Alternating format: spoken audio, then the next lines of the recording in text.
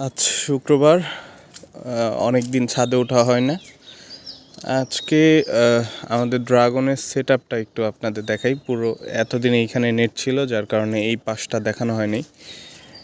এক সময় বড় বড় বাগান, মানে যারা পুরানো বাগানি আছে তাদের বাগানে গেলে একটা বিষয় আমার খুব কৌতূহল জাগতো একটা বিষয় নিয়ে, যে এত মোটা এবং লম্বা ডাল কিভাবে তাদের হয়। আলহামদুলিল্লাহ এইবার আমার ছাদেও এই রকম মোটা ডাল এবং এক ডাল ওই জায়গা থেকে শুরু করে একবারে পুরো এইখানটায় ঝুলছে একটা ডাল। এইরকম অনেকগুলা ডাল আমার ছাদে মাশাআল্লাহ হইছে এবার।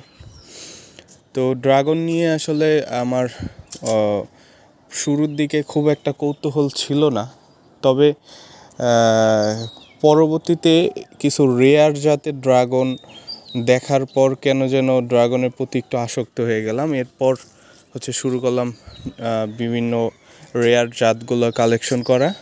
এখন মাশাআল্লাহ আমার কাছে দুই লাইনে এবং এই দিক দিয়ে একটা ঝুড়ি আছে, দুইটা তিনটা ঝুড়ি আছে, টোটালি 50+ জাত আছে। এবং মানে নতুন নতুন জাতগুলো কালেকশন করার নেশায় মূলত আমার ড্রাগনের এত বিস্তার বলা যায়।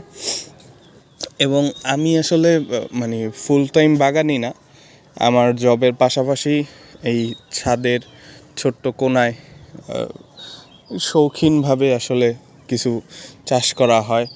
ওই সারাদিন অফিস শেষ করে সন্ধ্যার পরে আসার পর হয়তো একটু পানি দিতে পারি, আবার শুক্র শনিবার ছাড়া গাছের পরিচর্যা বা খাবার দেওয়া এগুলোও খুব একটা হয়ে ওঠে না। আজ শুক্রবার গাছগুলো পুরোপুরি মানে কাছ থেকে দেখলাম অনেক দিন পর।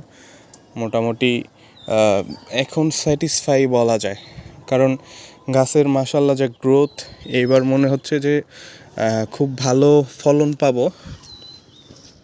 এই পুরানো গাছগুলো থেকে যেই পরিমাণ ডাল বের হয়েছে ভাই, এক একটা গাছ থেকে মোটা মোটা হয়ে, আমি প্রথম দিকে চেষ্টা করছিলাম একটা গাছ থেকে যেন 2টার বেশি ডাল না নেওয়া হয়।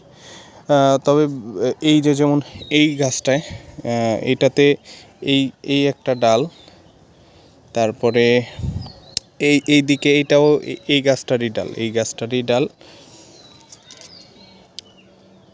আমার মনে হয় যে এই সাইডে এই থেকে শুরু করে এই পর্যন্ত যা আছে, এই পর্যন্ত এই সবগুলোই এই 2টা গাছের।